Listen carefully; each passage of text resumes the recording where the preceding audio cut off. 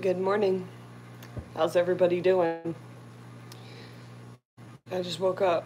It's very early. Hang on, I gotta kill the sound on this so that I can still read the chat. There we go. Nisi was first to the chat. Candy's here. Little Largemouth's here. Shallow Waters is here. Lieutenant Aquatics is here. Top Secret Aquatics is here. Everybody's here. So, this morning, I was going to talk about the breeding project that I'm going to do, not the rope fish, but in the basement. And my 20-gallon long community tank right here is kind of a test run for that. I'm hoping that I can breed 3 different species in one 20-gallon long. So my goal is to breed guppies, 1 species of guppies, 1 species of Cory, and 1 species of pleco per 20-gallon long in a rack that holds 4 20-gallon longs and 4 10-gallon longs for grow, or 4 10 gallons for grow out. So far, that 20-gallon long is producing guppies and Corys. The plecos I think are still growing out. I don't know if I just haven't got them to go yet or if they're still just not old enough. So that's what I'm currently waiting on to see if I can pull this off. And I'm calling it the, what is it, the Triple Crown? Or the Trifecta tank, where I'm breeding 3 at one time. So, thought we could talk about what you guys are breeding, what kind of setups you do where you community breed, or what you guys are doing. I also found 2 eggs from that plant that I brought home from Lucas that are wiggling, so I'm hoping they hatch. And then I'm hoping they're Congo tetras, because that'd be sweet. Let's see. Ooh, Bob Kaler's here, Candy's here, Dan Squires, Daryl Deemer, Greg Bean, Madfish Diva's here. Hello, guys. How are you all doing? So, what are you guys breeding? Anybody got any questions? Anybody? What's everybody doing on a Wednesday morning? Little Largemouth says, are the Corys and plecos too competitive of bottom space and food for the 20-gallon breeding project to be successful? To be determined. So far the Corys are going and they're actually community breeding, so there's some eggs that I'm missing that are actually getting to hatch and grow up. Candy says, I'm breeding double red orange flash apistos. That's sweet. How big are those babies? That's what I'm really interested in, is to find out how big all the different babies are, because some babies that you would think would be teeny tiny are huge, and yet some of these huge fish have like super teeny babies. Madfish Diva, I have Hillstream fry, that's cool, and New Goodyead fry, that's awesome. Did you breed those together? Hey guys. Lieutenant Aquatics, currently planning on breeding some wild-caught Apistogramma agassizii Rio Cura? Did I do that one right? That's a heck of a name of an Apistogramma. Candy overhaul. Fry is tiny, but I have teenagers now. Yeah, the teeny tiny ones, they scare me so much. I'm so afraid I'm going to hurt them. I just want to let them grow where they are. But I'm getting pretty good at getting them out with a little paper cup. Madfish Diva says, yes, they share a 55. So you bred those Hillstreams and Goodyeads together. That's pretty cool. Twisty Rides, Bosemani and Cory eggs, same tank. Yeah, that's cool. Little Largemouth, I'm breeding cherry shrimp and assorted guppies. Unfortunately, my Cory eggs are getting picked off the glass too soon for me to catch them. Yeah, that's a big issue. Lots and lots of plant cover is apparently helping mine community breed, so jungle it out. Madfish Diva, the Goodyeads have fully formed fry that are about 1 inch long. Wow. Bob Kaler's Fish Hobby, preparing to set overdue guppies in breeder boxes. Picked up 2 with the aeration flow. Unboxed a large box of items last night for projects. Bob, with those hang on the front or back breeder boxes, are those picked up 2 with the aeration flow? So they're the ones that pull water into it. I've found that anything that's not a bottom dweller, if you've got any kind of debris in your tank, it just pulls it in like a filter. Cory cats do well with it because they kick it up though. So be careful about that. Superior Guppy. I'm attempting to breed a zebra pleco, and it's in a 75 long. That'd be sweet. You got the little caves in there. I've got one cave. I think maybe I need more caves for my plecos. Life with fish. My Cory breeder tank is almost finished cycling. Yay! Did you do a fishless cycle? Because those take forever and it's super annoying. Bob saw my vid on that. Yeah, see, I showed you. There was a lot of junk in that thing. They're doing good in this 2.5 gallon that you guys can't see down here. It's just got an airline running to it. No filters.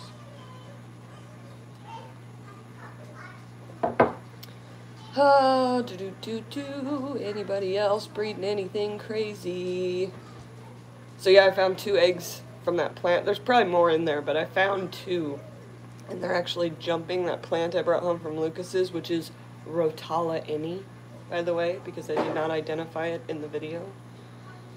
Life with fish. Did fishless for 4 weeks, currently have 2 Daniels in there. Yeah, 4 weeks. Yeah, the first fishless cycle I ever did was the first tank I was going to put these guys in. It was a 40 or 30 high.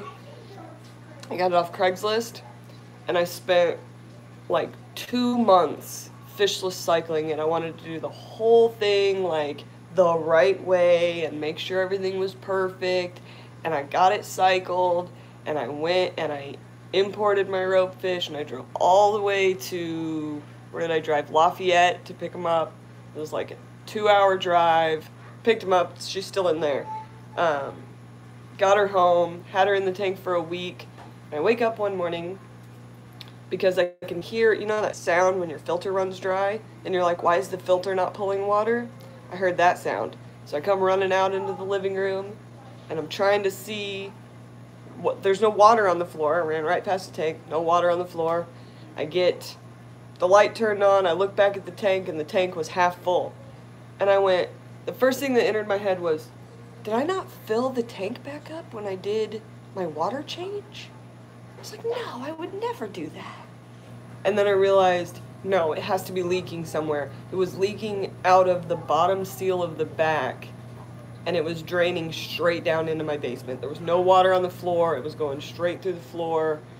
I spent 2 hours cleaning it up and crying and throwing my brand new rope fish into a 10-gallon tank that I had as a quarantine, and ugh, it was horrible. Never again will I fishless cycle. Like, I will just get a nasty sponge filter, bring that sucker out in there, and do water changes. Oh, what's everybody else doing? My brine shrimp's breeding like crazy, says Shallow Waters. Brine shrimp, you growing the sea monkeys, are ya? Candy says that was a massive plant. I loved it. I love it too. I can't wait to see it in here. Because once I get like kind of all this junk out, I'm thinking the rope fish will like lay on the top of it and use it like an extension of the turtle dock. I think it'll be super cool. Mad Fish Diva says I did a fishless cycle on my 29 tall for like 3 months. It takes forever. Cichlid King Aquatics says, I'm at work, just stopping by to say hi, hello. Life with Fish, yeah, the sponge filter I had was cycled, but ended up drying out too much, yeah. Anytime I have extra sponge filters, I hide them behind wood in my tanks, or behind other sponge filters, or on top of other sponge filters. That way they're not too intrusive, but they're still in a tank cycled. Lutan, one of my female pistos just swam through the tank in breeding dress. Yay! Twisty Rides, did you see secret hiding vid about the pleco in the toilet? I don't think I can talk about that. I did see it. He got it out, and it's fine. That's all I'm gonna say. Because I have OCD, and y'all don't, like, good on him. He's being real. Be real, dog. That pleco was alive. But at least he saved it. At least he didn't just, you know, go away. Whatever with it. Life with fish. Yeah, I know I should. Yeah, you gotta keep those sponge filters in a tank, man. If they dry out, it's all no bueno. Benjamin P says, doggo's going nuts. Gotta take him out, but I wanted to make sure I popped in. Yeah, let that dog out, because they don't wait. They They don't wait for nothing. I got a little tiny dog, and it does not wait for nothing. He's got a tiny little bladder. He has also got a big bark, or a high-pitched bark. It's a Yorkshire Terrier. Do. Anybody else talking about anything cool? Do. I'm super excited for Bob to get that drawing. That thing is so sweet. I have a thing for birds too. I was doing a falconry apprenticeship before I really got deep into my fish tanks. Top Secret Aquatics wants to know, have rope fish been bred before? Technically. They were bred back in the 90s, I believe, by a guy named Ralph Bretts in the UK. And there's a paper that he wrote on it.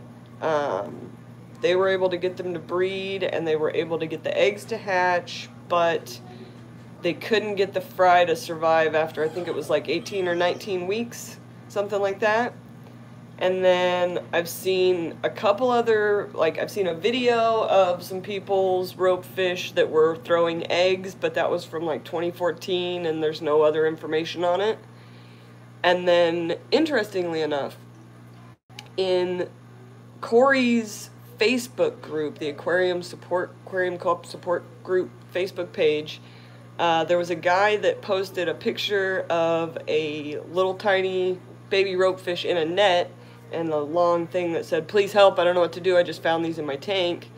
So I reached out to him, and he had like 9 angelfish and 3 rope fish in a, I think it was a 125, that had 1 plant in it, 1 anubias, and a bunch of lava rock on the bottom. And when he was cleaning it for the first time in months, because he said it had evaporated to about 50% of its water level, and he decided to add water and do a water change.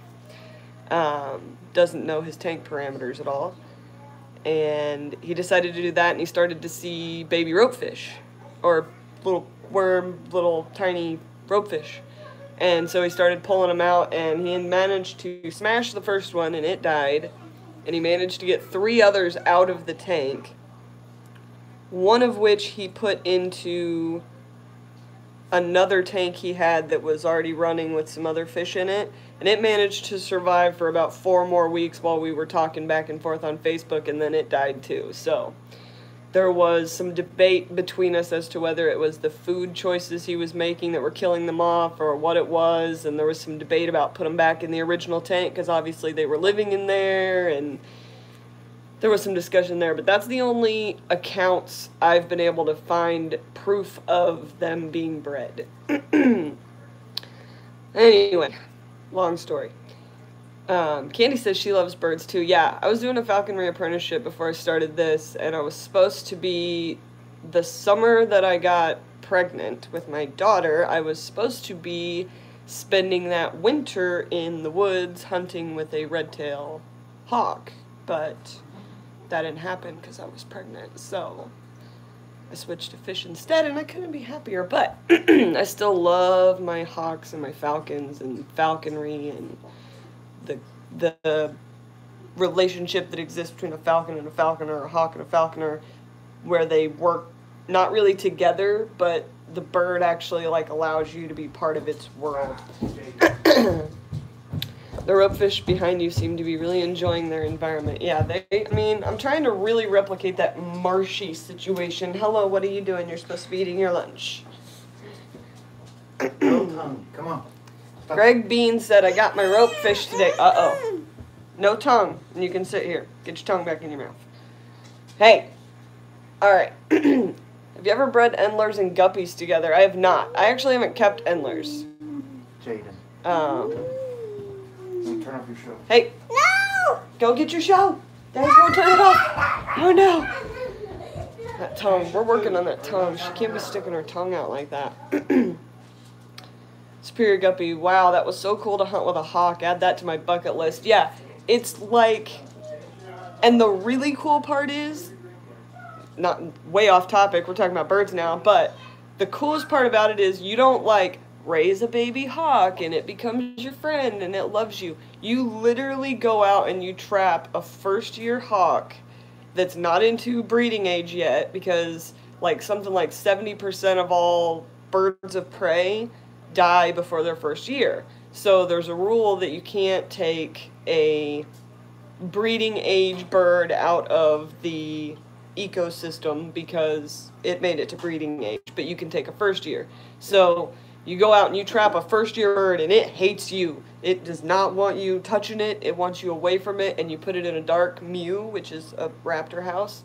And over like 2 to 4 weeks, you go from this bird won't come anywhere near me, and you use these training processes that they have, and that bird literally will come to you from a tree 500 yards away, and you can free fly it without any kind of ropes or anything, and it takes like 4 to 6 weeks to get them trained. It's the coolest thing ever. And I'm probably still going to do it, but I got to get this fish thing going first. That's first on the list. So, but yeah, it's an amazing relationship that falconers have with their birds. And when you really get into it, you can get all the way up to a golden eagle, which is like a bird as big as me. And these things can take down deer. They hunt with them in Mongolia. Google that because it's super cool. Greg Bean says, got my first rainbow fish today. What kind of rainbow fish? I'm learning all about the different kinds of rainbow fish. Bonkers about Alice says, hi from the UK. Hello. I'll be back in a minute. Pam is shipping the osprey today. I'm so excited to get it. It's going to be so cool. Twisty rides. I've been waiting for that question. Hey, you need to go back to your room and finish your lunch or you're going to get in big trouble. Jaden, Go on. come here now. 1. Jaden, I'm going to count. 1. There you go. Counting. So Twisty Ride said, did the basement paint job go well? I think you guys know the answer to that. It did not go well. I have video and I will put it out once I actually get some roll-on paint because I should have used roll-on paint. Number 1, I ran out of spray paint. Number 2, I turned my basement into a bomb. Fortunately, it didn't go off, but it was thick down there with spray paint spray. Whew, that was a bad idea. But you never learn until you do something. So I learned. But yeah, didn't even get it all painted because I ran out of spray paint. Priscilla MK Art said, birds are awesome. Grew up with my grandparents and they were bird keepers, exotic birds. We used to have a rescue raven when I was a teen. He decided to end up living with us. Smartest animal. Yeah, ravens are super, super cool. You can teach them all kinds of stuff. They love shiny things. They're very curious and they get into trouble like a toddler, and they're like big. So yeah, basement paint job was super, super not good. Best part is you lived and learned, says Twisty Rides. That's right, I lived. We had to take a break at one point because I was like, this is not good. This is a very, very, very bad idea. Plus, to top it all off, like, let's just make me look like a complete and total doofus here. It's particle board, which I didn't even think about because I was like, spray paint. It just kind of soaked it up, like it was drinking it, like it was thirsty because I didn't prime it. So yeah. Priscilla MK Art says he used to go chop the neighbor's flower heads off. She was mad. Yeah. And they just do things like, there's this one little girl that, and it's not ravens, it's crows that she messes with, but there's all these crows in her backyard, and she feeds them, and they bring her things, and she has like all of it categorized, yeah, categorized, in like, from what day and when they got it, and all her different favorites. They bring her like little jewelries and little shiny things and little pieces of string, and it's the coolest thing ever. Birds are pretty awesome. But I don't want them in my house. That's why I went the falconry route and not like the parrots and exotic, like, cool birds route, because falcons stay outside and hawks stay outside. And birds are loud. Like, birds are designed to communicate with each other and other things across miles. And that's loud in your house. I used to have a friend that had, like, his parents kept all the parrots and stuff. You couldn't spend the night over at his house, because let me tell you something. Those birds just scream all night. They just, it's horrible. And then his mom screams back at him, shut up. Bird screams back, shut up. Round and round they go.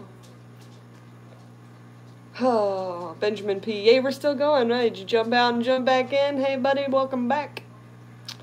So yeah, don't spray paint in your basement. Don't spray paint in your basement if you have a propane heater and a propane water tank. Don't spray paint in your basement because it will make a spray paint cloud that will try to murder you.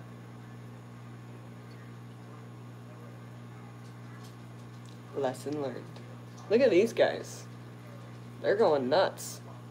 You guys want some food or something? I'm not feeding you yet. It's not food time. Stop begging. They're begging.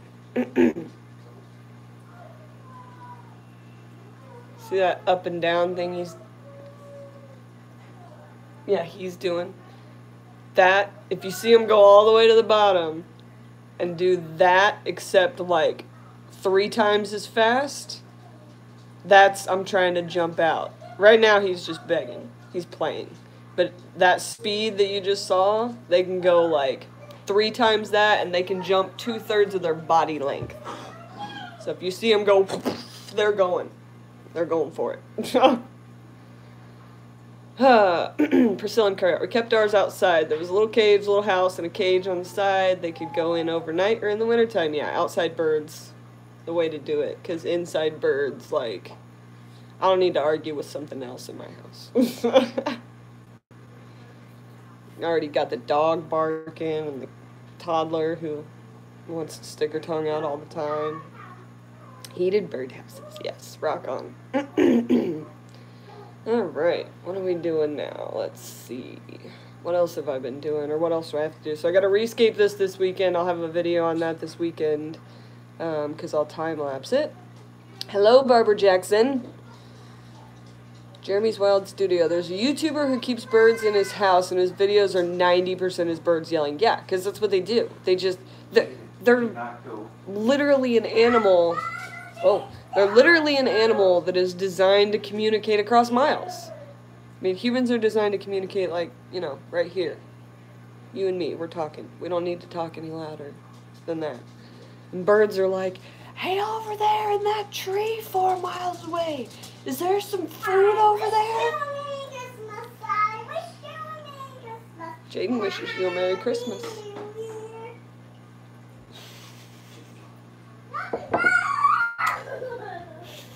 And a Happy New Year.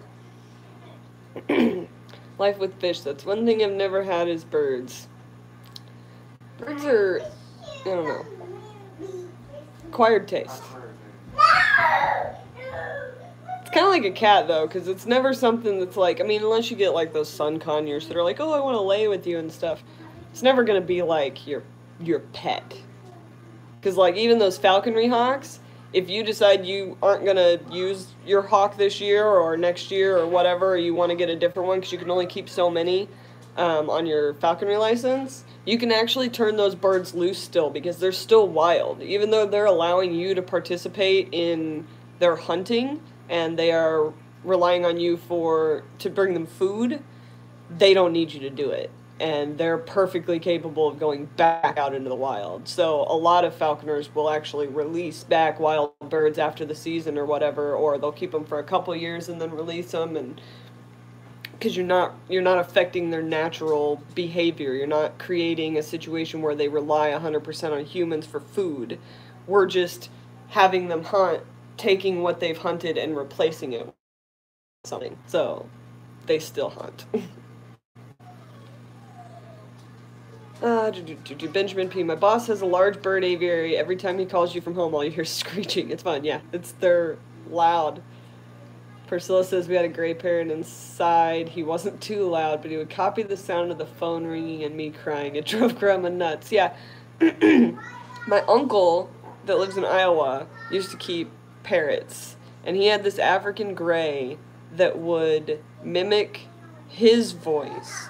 So a lot of times you'd go to his house and you'd knock on the door, knock, knock, knock, and you'd hear my uncle say, come in.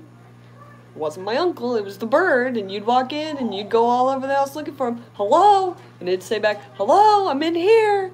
And you'd go, hello, and it'd go, hello, I'm in here. And you could not find him because it was the bird talking to you. You're like, oh, nobody's home. Great. That's nice. Jeremy's Wild Studios says, I love going outside and observing local birds, but that's where it stops, right? Like, I like to see them outside. They can make all their noises. My friend did have a conure who liked to take a shower with her husband, said Barbara Jackson. I used to have an iguana who liked to take showers with me. Is that awkward and weird enough for you? That iguana was awesome. He used to sit on my head when I played video games, like back when original PlayStation came out. You'd be playing a racing game, the iguana would move his head back and forth, like with the driving. It was hilarious. But yeah, the iguana used to get in the shower. That's how I used to get him all hydrated. Sandy says, I used to love playing peekaboo with my Amazon parrot. Yeah, that's a fan favorite for parrot keepers, is teaching their birds peekaboo. And then you just got a bird that's doing this all the time. Wished I could keep a macaw, but they need a lot of room, yeah. And they're loud. Do you know how far macaws communicate? That's what my buddy's parents kept, was macaws and African greys and stuff. They communicate across like 10 miles. They're so loud. Yeah, iguanas do need a lot of room, Jeremy. I had one when I was a kid. That's what I was talking about. And that thing was awesome. I used to eat bananas. Poor thing had a miserable life there at the end, though. He broke his toes. They had to be amputated. I had to give him, like, antibiotic shots. He hated me after that.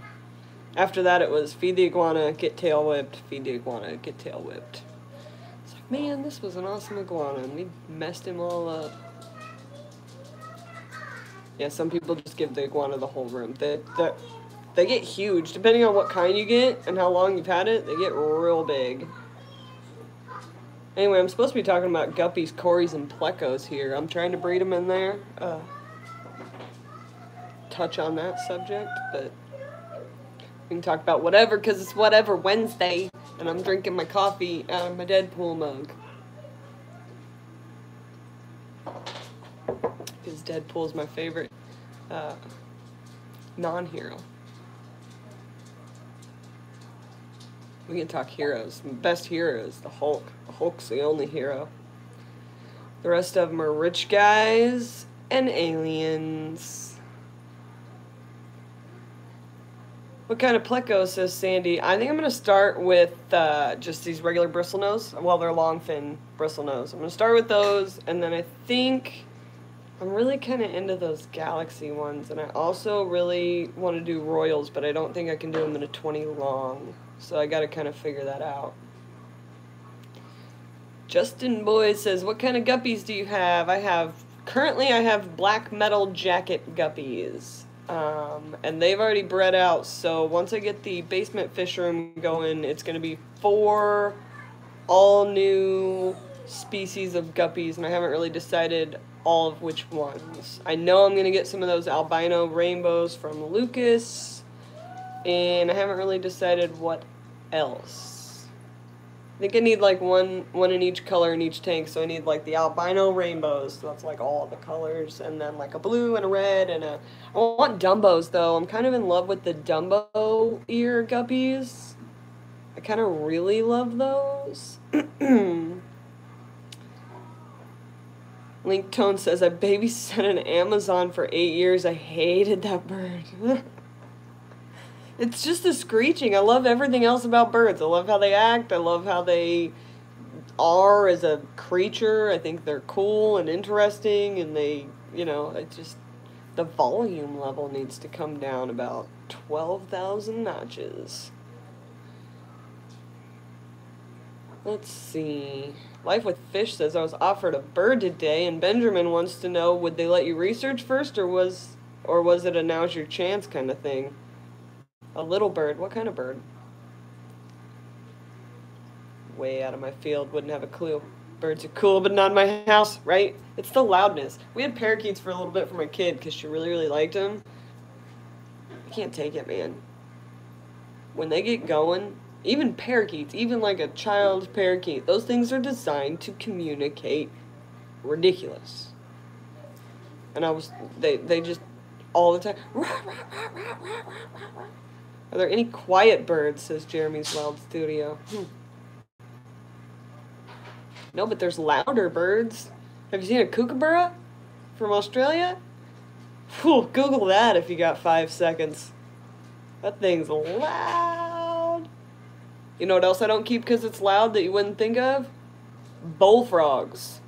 Do you know how loud a screaming bullfrog is? Holy Moses, it sounds like you're murdering a squeaky toy. Parakeet. Twisty Ride says, parakeets and ceiling fans don't work. That's right. We had that problem with our first parakeet. We had to explain to the child why she couldn't have her ceiling fan on. Because Dr. Zoidberg liked to fly around up there.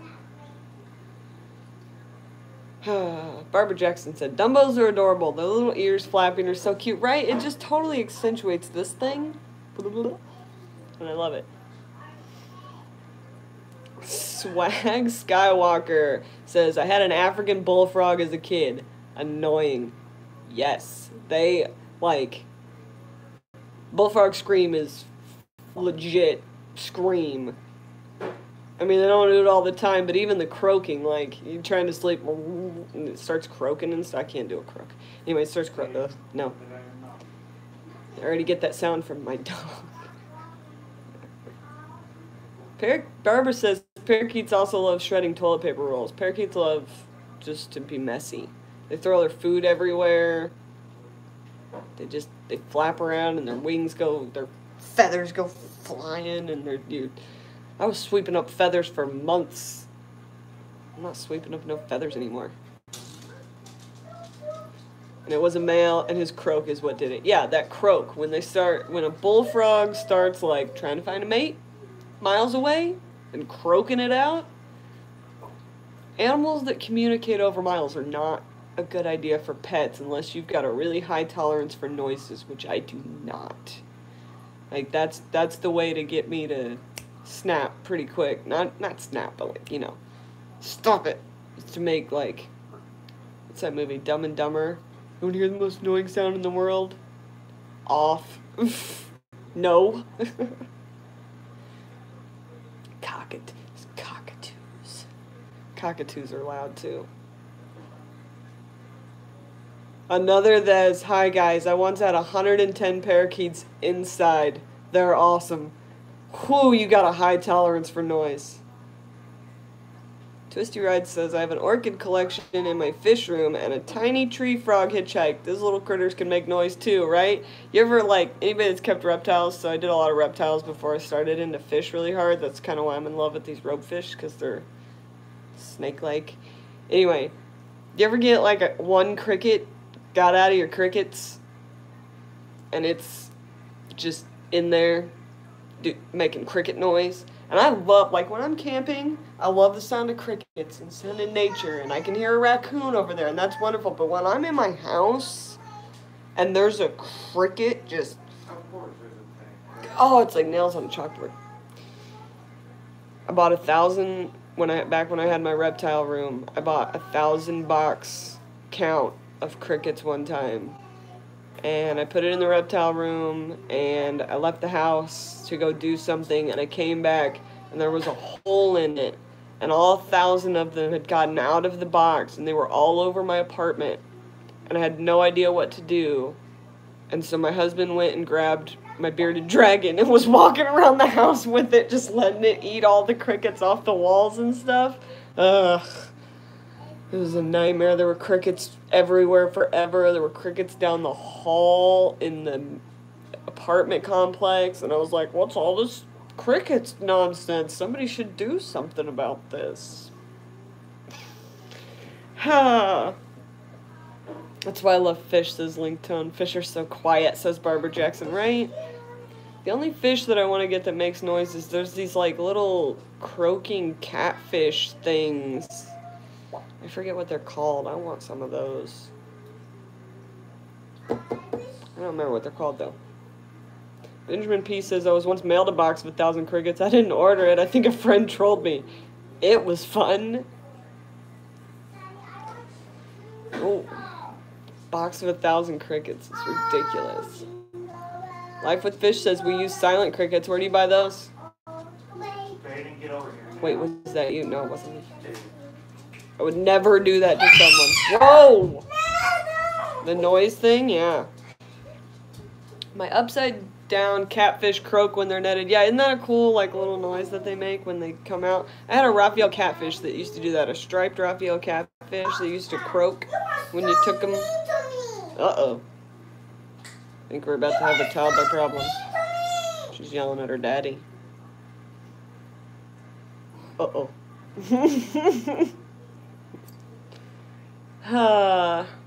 Jeremy says, right now I'm feeding my gecko dubia roaches and I'm terrified of the idea of these things getting loose in my house. Yeah, I have a rule about bugs and spiders because I think they're gorgeous. I love them. As long as they're in the cage, we're cool.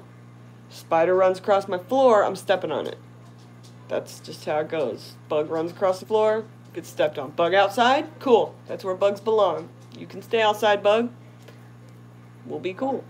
That's how I felt about the raccoon that now lives in my attic. I was cool with him when he lived in the tree out front. Then they cut down the tree. Now he's in my house. And I've live trapped him 3 times. And every time I take him further away, it makes it back.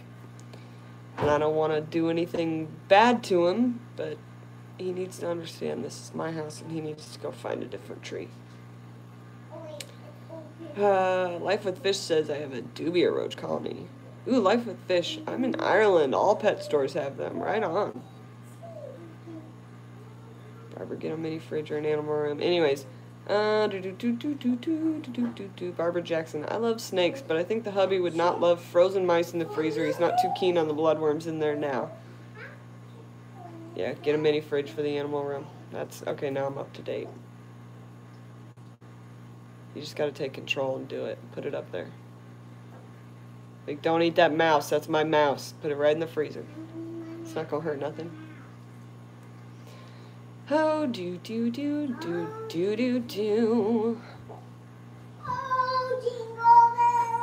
How's life with Shrimp Jesus? How's life with Shrimp Jesus? Let's see. I'm exhausted. It's actually pretty good because it's not water change week. See my knuckles? This is what happens when you constantly have your hands in fish tanks. And it's winter, and your skin is trying to die. Last week was water change week. This week is get everything done week. We got all the shipping done yesterday, so that was pretty sweet. Everything's breeding. He's got that fry rack full. Like, there's a lot of stuff growing out. It's not going to be ready for a little bit because it's real tiny, but there's a lot of stuff growing out. Those dwarf neon rainbows are breeding like crazy. And that 240 will not become the crystal clear, beautiful tank that I want it to be and that is demanded of it. So I gotta keep changing the water. And he's gotta keep paying the water bill. But it's actually really sweet. I could not be more blessed with the job that I have right now because my boss is amazing, the work is amazing, the fish are amazing. I love everything about it. Candy says, I need his Aru2s. There are Aru2s and they're growing. They're so little and cute. You know what's hard to get a picture of? An Aru2. Them things are quick. I need a faster camera for those. But yeah, they're growing out. They're going to be ready. You're going to get some.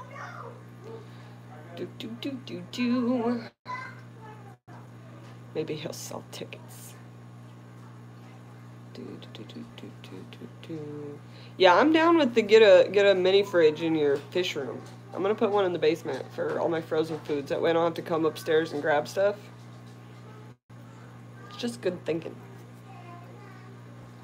Benjamin P says, all the green water.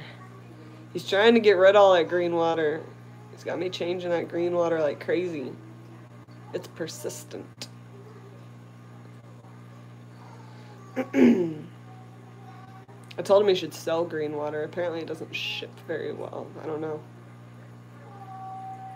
We should have sold all that algae I pulled out. We could have run an algae farm with all that algae we pulled out. We could have purified half the water in Indianapolis. Man had some serious algae going on in there. It still does. It's under control, and it breeds fish like crazy, so you can't really fault him for it. I mean, proof's in the pudding, if you will. Because he faux show breeds some fish in those tanks. I got super distracted yesterday by, oh, what was that thing? Now I forget what it's called. Oh, Waponga, no, it wasn't a Waponga red laser. It was an upper tour. It was an upper tour rainbow fish, and it just, they were breeding, and I was supposed to be changing this water, and it turned all its colors on, and I about lost my mind. That thing was amazing.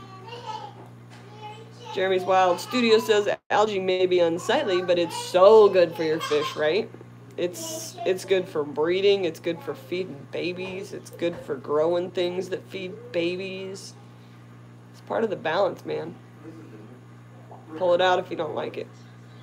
That's why I'm not into putting stuff into tanks for doing your work for you. Just pull it out.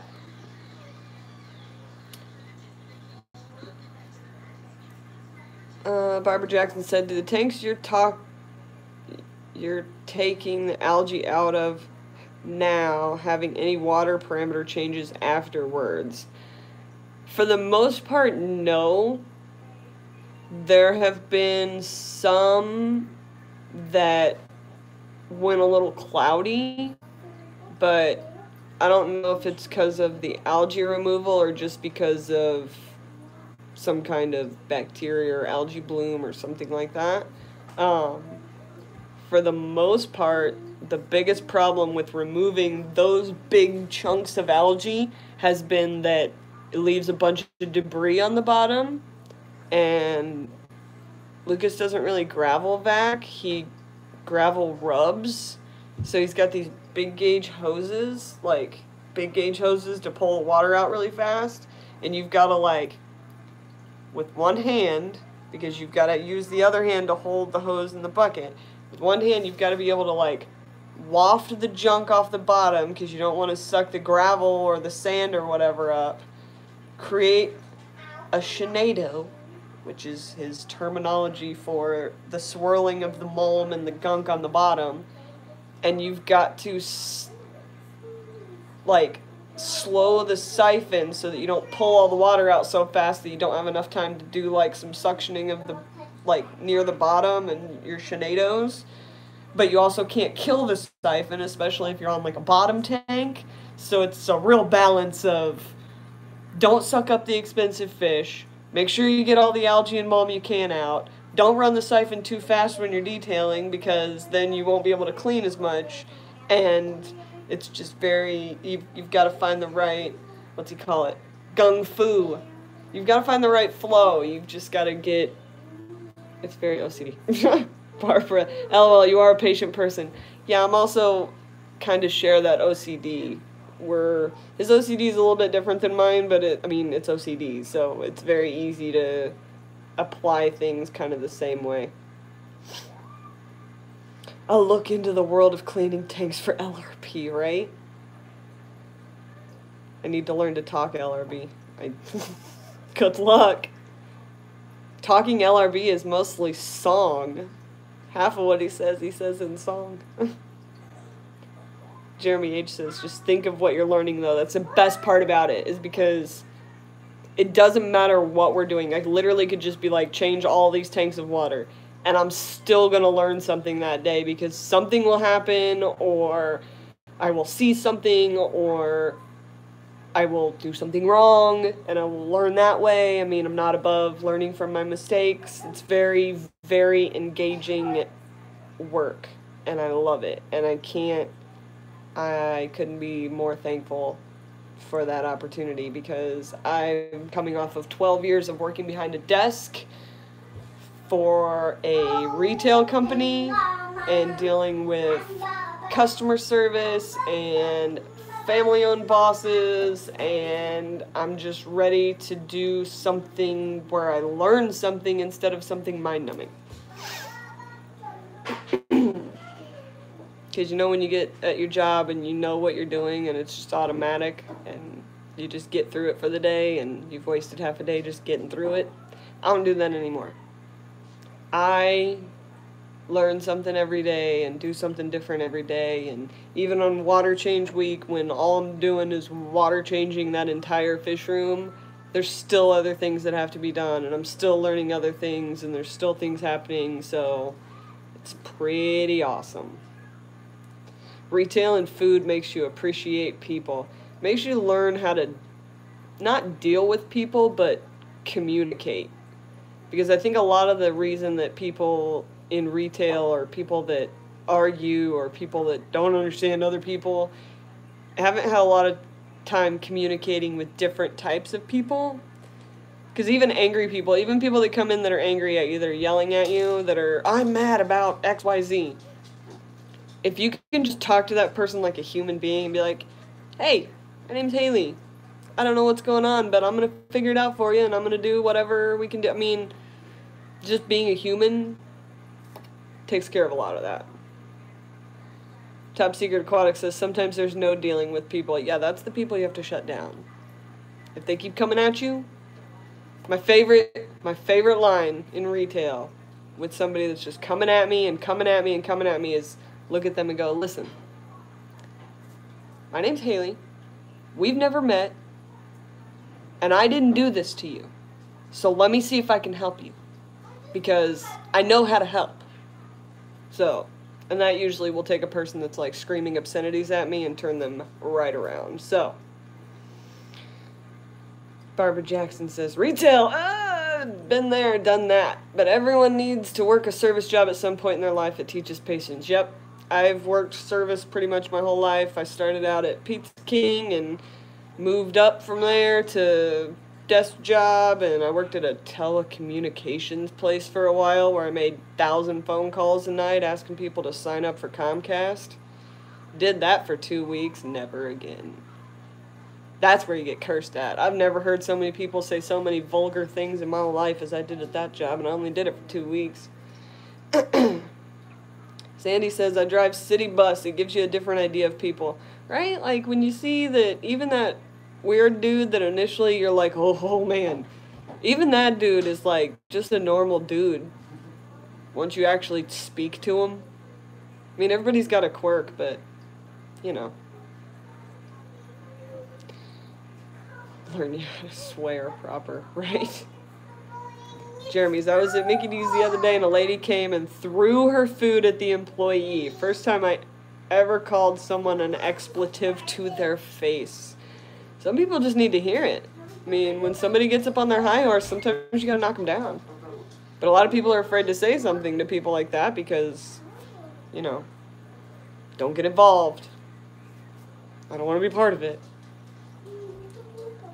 Mr. B's Fishing Thing says, learn you how to swear proper. You want to know where I learned how to swear proper? My mother sent me, or my father sent me to my aunt's in Iowa for a summer, and she worked at a bar, and and this was when I was like 12, and the law in Iowa is if they serve food, it's like a family sit-down place, and the kids are allowed in the bar. So I spent an entire summer in a bar talking to dudes that are drinking, playing pool at 12 years old, and also spent a lot of time in a firehouse, so I'm editing myself very heavily right now. Twisty Rides. Try patience and niceness first, and if that doesn't work, a finger in their nasal orifice with a good shake gets their attention. Top Secret Aquatics wants to know, is LR Breeze water city or well? I can't imagine that bill. Yeah, a month. He is on the city water. He uses an RO system for his tanks, but his tap water is city water. And yeah, you don't want to see his electric bill. You don't want to see his water bill. Actually, if you ever decide you want to put 4 rooms of fish tanks in your house, text him, ask him for a picture of his water bill. You won't want to anymore. Pam, look at this.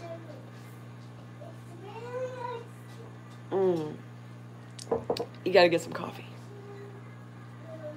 Good morning, Pam. Have coffee. Or afternoon. I don't know. Whatever. Get some coffee. I'm like a pot and a half ahead of you, and I've only been up for like 2 hours. And this is cold. It's too bad the husband's dealing with the toddler, or else I would get hot coffee. Nothing's good until you have coffee, Pam. Coffee is life. Coffee forever. Hashtag coffee blood. I run on coffee. I drink 4 pots a day. It's amazing my heart doesn't stop. But I'm glad you're here, Pam. Jeremy's studio. I'm lucky my HOA pays my water bill. How'd you pull that off? And do they know you have fish tanks? How many fish tanks you got? Add more. I'd add more. If my HOA... I don't have an HOA. I live in a tiny little town. It's all every man for themselves. Except for my alleyway. They're in charge of that. But I get yelled at if I don't mow the yard. Top Secret Aquatics. I got the hookup on well water straight from the cave. Just got to buy the truck to transport the water. It's a big truck. Why don't you talk to the fire department and see if they'll do it for you? They've got a tanker. They pay everyone's water bill in the complex, and I have 10 tanks running right now. Yes. Don't tell any of the other tenants. Priscilla MK Art says, good thing water's almost free here and close to RO out of the tap. That's sweet. I'm on a well, so the only thing I pay for is my sewer. And I love my well. And Twisty Ride says, don't forget coffee's on me if you ever make it to Columbus. I'm going to hold you up to that, and I drink a lot of coffee, so I hope you got some coffee cheddar. Or just make a whole pot, like that's what I do, because I don't have money for all that. I used to drink the Starbucks. I about went broke drinking the Starbucks.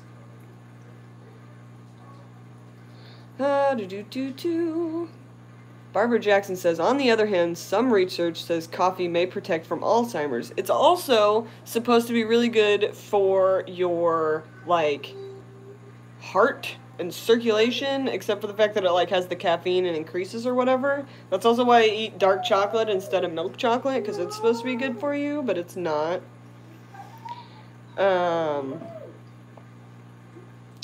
Punchy says it has to be good coffee, though. I buy beans and grind them. I used to grind my own beans until I realized that... until I drank real coffee. So coffee, as soon as it's roasted, starts to go stale. So once they roast those beans, they have to grind it and vacuum seal it, or vacuum seal it, like, really fast, because it immediately starts to go stale. So, like, all the coffee we have here that's not, like, super shipped is already stale. And I, when I was in high school, was a super coffee nerd, like, nerd about it, and I imported beans, like, expedited overnight. Like, I spent one of my first paychecks from working a real job, like, a lot of money to import this coffee, and we got, like, this much. That stuff was intense. It's totally night and day. It's totally night and day. The taste of actual, not stale, fresh ground, fresh roasted coffee. Like, get the beans not roasted. Roast them yourself. You'll be like, what? Also, coffee. And then it has to go in my Have a Nice Day mug. That mug made me almost choke on my coffee. When I saw you pull it up, I was like, oh, look at her mug. And she goes like this. And there's a, oh, Pam, that's why I love you. That was so amazing. Barbara says the oils in the beans can go rancid quickly. Maybe that's what does it. Maybe that's what I'm thinking the stale thing is. I don't know. All I know is fresh roasted coffee ground and made into a cup tastes completely different from roasted coffee shipped here that's then ground and put into a cup. Still good, don't get me wrong. I drink Folgers. This is just regular old ground up Folgers swill. But there's a connoisseur, it's like a fine wine taste type thing to it, and it will put hair on your tongue. Especially if you think you're hard and you drink it black the first time like I did. Because I was like, I gotta taste it in its natural form. It's, oh, God! It was bad. And it wasn't bad, it was good, but it was intense. You need some milk. I need some milk. Oh, back to fish stuff. What's Jeremy say? Jeremy says, I have well water that I have to run through an RO. My TDS is over 900 out of the tap. Dang, what's in there? There's some stuff in there. Yeah, you gotta run that through something. My TDS out of my well is like right at 300.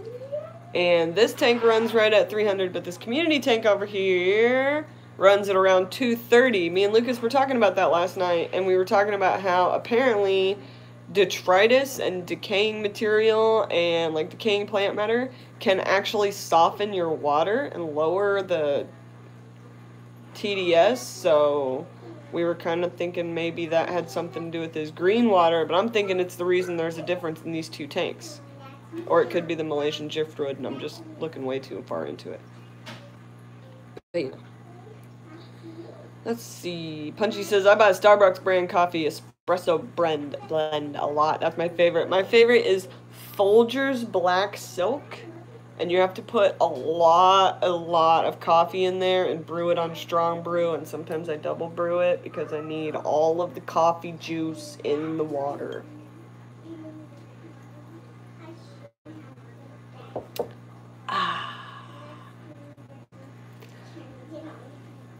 What's Colorado coffee, Priscilla MKR? Is that a different kind of thing?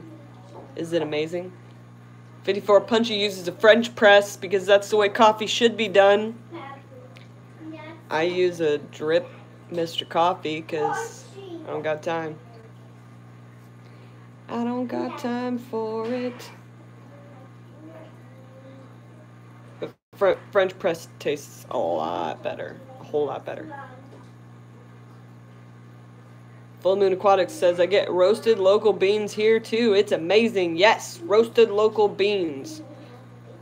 Rocky Mountain Thunder by Boers. Oh, that's the Colorado coffee. Interesting.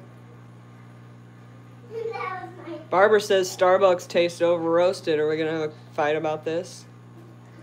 Starbucks is over roasted. Starbucks, when you get it, is sometimes over roasted because sometimes those kids don't know how to run those machines. Sometimes you get a really good barista, and then you get the addiction to the Starbucks going on, and that becomes expensive. 54 punches. If I don't got time or I have people here, God forbid, I use the old percolator from the 60s. Yes, queen. Yes. Get it. I've been wondering how my TDS is lowering in a few tanks, says Avery W. Maybe detritus, wood, decaying material, something. Jeremy says, I've read that coffee is very bad for your gut. It probably is, because I have the occasional stomach ulcer. It's probably very bad for that. I also have kidney stones occasionally, but I don't think that's from the coffee. Top secret, Oddball, are you doing an auto water change in the fish dungeon? Yes, I am doing a auto water changer in the fish dungeon. I don't know if you guys have seen it. There's a video that Dustin's Fish Tanks put up of this guy that I guess is from his club's fish room tour. And the guy has a water irrigation system hooked up. It's got a remote control on it. And basically he's got it hooked into all the tanks. And he pushes a button and he pushes the time. And it'll he's got the tanks drilled with an overflow so that it pumps water in and drains water out for however long he sets it for, like 15 minutes or half an hour or whatever. So it'll do like 1,000% water change. I have all of the stuff to redo that system a tiny bit differently with like the same irrigation system and everything in my basement. So literally it'll be change the water on the Bashir tank for 15 minutes, go, and you push a button and it does it. And it's going to be awesome. And all of the stuff is picked out and ready. I just got to wait until I'm ready for it to buy it and also get more money, because that's always the problem, isn't it? Let's see, Barbara Jackson. Is there a fish that you're looking forward to having when you get the fish room ready? Yes, I'm going to put in a giant order for like a bajillion ropefish to put into the pond. Huge ropefish order. I also am going to get some archer fish, I think. Because I think what I'm going to do at the very front, so the ropefish pond's going to be at the end of the stairs, and then I think what I'm going to do, like right as you come down the stairs, is I'm going to extend that living wall. Hello, Squeaker. I'm going to extend that living wall, and then I'm going to put a tank on the other side of the steps that has the archer fish in it, so when you come down you can see them. And also I'm going to throw some crickets up on that living wall every once in a while when people come over. That way there's like a 50-50 chance that as you're coming down the stairs you get sprayed in the face by an archer fish trying to get a cricket. Wouldn't that be cool? Jaden, come here. Bob says archers are cool, never kept them or ropefish. I've never kept archers. But I'm gonna. Alright, Jaden, I think we gotta shut this down because I gotta do some lunch before I get ready for work. What time is it? Can I help? Can you help? You can get up here and you can say bye-bye to everybody and say hit that like and subscribe and have a good time. Not yet. Mom. Not yet. No. Can you say like and subscribe? Not yet. Can you say lrbaquatics.com? Yes. Say it. lrbaquatics.com. Arby's.com. Yeah, that was close enough. Anyway. Alright, guys, I gotta get off here and get ready for work because I'm still in my pajamas. Jaden wants to keep going, but we're not gonna keep going, are we? We're gonna put this down. Yes, we are. No, we're not. Yes, Alright, we are. can you wave and say goodbye to everybody? Yeah, look over here. There you go. There you got it. Good job.